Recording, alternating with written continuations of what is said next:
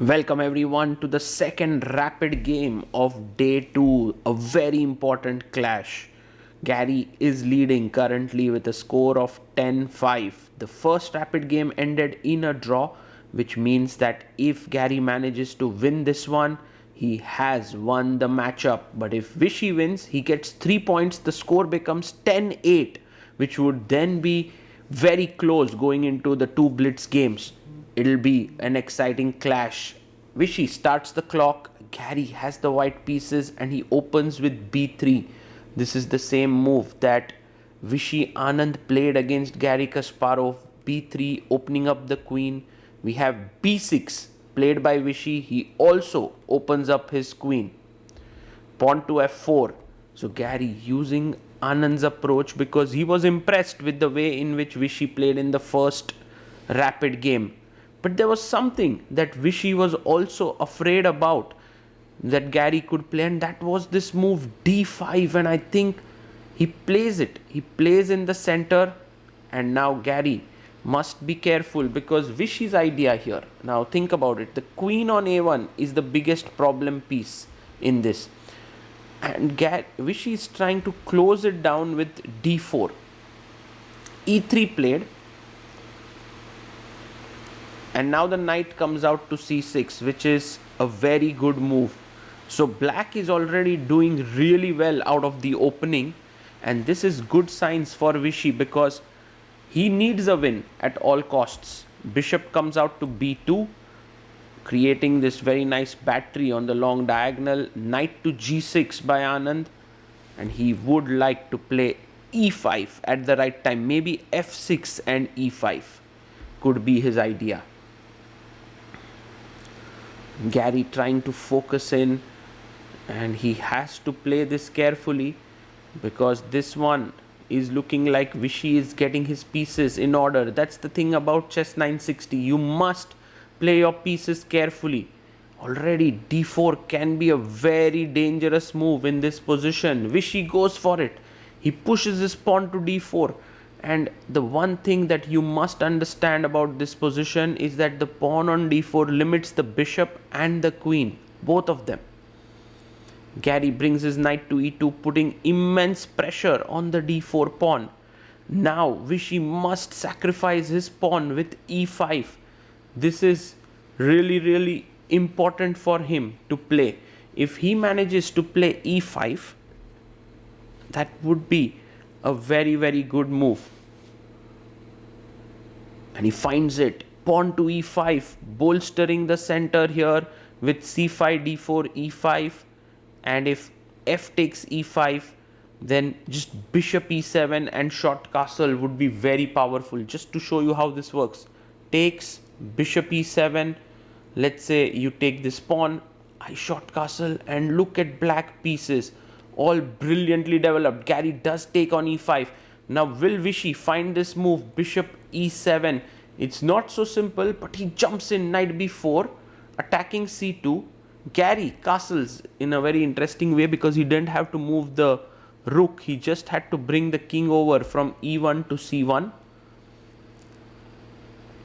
And Anand now takes the pawn on e3. D takes on e3. And Garry's thinking about it. Should he take back on d3? e3 he must. He takes it. D takes e3. 12 minutes for Garry. 15 for Vishy. Rook takes on d1. Knight takes d1. Taken. And while you can threaten a mate with queen e4, queen b1 is possible to defend. He goes bishop e7. Just developing his bishop. Planning to castle short here. a3 attacks the knight on b4, and the knight comes back to c6. Knight to c6, putting pressure here. If he can win the e5 pawn back, that would be huge. Garry goes knight to f4. Lovely move there by him. If you castle here, you have to be careful about the e6 breaks that are there in the position. So Vishy takes, pawn takes, and now He castles here. And guys, remember, if Vichy can get rook d8 and knight d4, the queen is active here. The bishop can pop out here on b7. It looks like an incredible position. The queen on a1 is super passive. So Garry now gets into a deep think. He has 11 minutes 29 seconds. He's trying to figure out a way of what to do. And guess what? He thinks for a massive 8 minutes, 8.5 minutes to be precise, and plays bishop d3, which is a very, very good move. Because after rook d8, he now plays knight e3. Lovely chess, because he understands what Vichy is trying to do. He's trying to go with rook d8 and knight d4, which is exactly what Anand does. And Garry is ready, bishop d4. So that 8.5 minutes were not for nothing. Pawn takes.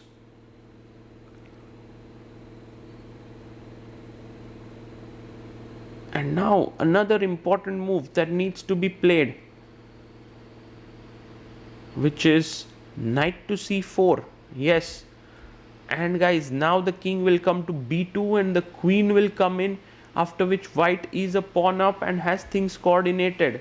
So an excellent maneuver by Garry Kasparov, giving him a great position. Queen c6, king goes to b2. And now Vichy Anand under big pressure. He pushes his pawn to b5, knight d6, because remember, a draw is okay for Vichy. A loss means the match is over. Pawn takes pawn, queen takes. And now from being a pawn down, Anand has equalized material. He's won back the pawn. Garry can take the pawn on b5, but he first brings his queen in. Excellent move. Queen e1. Queen takes f4 taken. Now Anand is a pawn up. He's one pawn up in the position. But Garry moves in. Queen e7. He's attacking the rook. The pawn on a7 and the pawn on b5 is also hanging. He comes back with the queen. Queen d6. You could potentially take the queen. But Garry's ambitious. He takes on a7. He has 1.5 minutes on the clock. He's 3 minutes behind. But he's seeing things accurately. Bishop d7. A good move by Vichy, protecting his b5 pawn. And Garry now brings his rook to d1, to e1. g6 played, taking away the back rank problems. And now the h2 pawn is slightly under pressure. Garry goes g3 to remove that issue. Vichy goes king g7. And now this position should be slightly better for white, because the b5 pawn is weak. If you manage to win it, you have a very strong passer on the a file. He plays his rook to e4, and this is Vichy's chance. If he goes bishop f5, rook e7, queen f6, the position is equal. It's very interesting. But he goes bishop c6, and now Garry gets in, rook e7. Need to go back, bishop d7, but Anand gets nervous. He plays rook d7, and trading is not good for Anand. Garry Kasparov is now clearly better. With bishop takes d7, Vichy's counterplay is completely gone. Completely. And Garry is a bit surprised with what has happened here. He's now totally winning. How do you convert this is a good question. First, queen b7. He brings his queen in, attacks the pawn. It's not so easy to defend it actually. So he goes bishop c6, and very quickly queen b6 played, pinning the bishop here. Queen d5 comes in, and now another powerful move, b4, fixing the weakness so that later you can play a4 and create a passer. h5, Vichy trying to create his own passed pawn here, maybe with ideas like g5, h4, but it's going to take a lot of time. Queen c5, beautiful move. Any bishop endgame is lost after takes, as the king comes up and attacks this pawn. So Vichy goes back, queen to d7. Garry Kasparov now can go a4 already. He plays h4. He fixes this structure. Vishy tries to go f6 with the idea of g5. 44 seconds for Garry, 1 minute 44 seconds for Vishy. Will Garry convert this? It would mean that he would be the winner of the clutch chess. B takes a4 and look at Garry there playing king a3. 46 seconds. f5 played, and now b5, b6, queen c7 is game over. Yes, b5 played, bishop comes to e4, b6 pushed.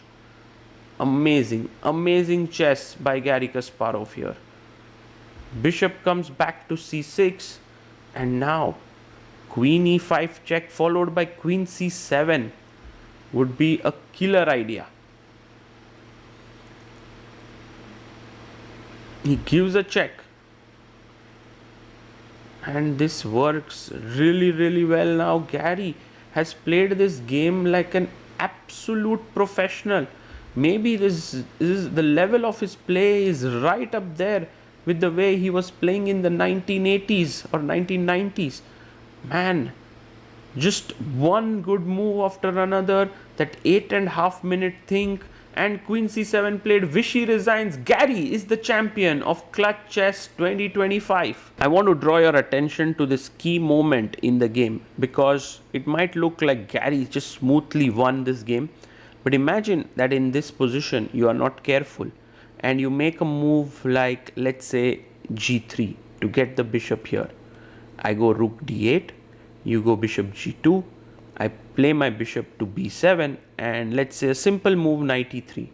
All of a sudden, after knight d4, bishop takes, queen takes, you realize that the black queen has all the play. And here it's already super complicated. The rook is not playing in the game, the queen on a1 is completely out of it. So actually, in this moment, Garry Kasparov, who had 11 minutes 29 seconds, took a solid 8.5 minutes think and goes bishop d3.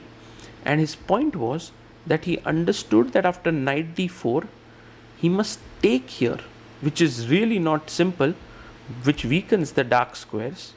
But he realized that's less important, because when his knight jumps to c4, it can always go to d6 and block this bishop, and then after king b2 he can get the queen into the game. So in this way, after queen c6, king b2, he managed to trade the dark squares, so the dark squares were no longer weak, and then managed to get in. So I must say this was just very high class play by Garry Kasparov, showing tremendous understanding, and that rightfully gave him the win in the match.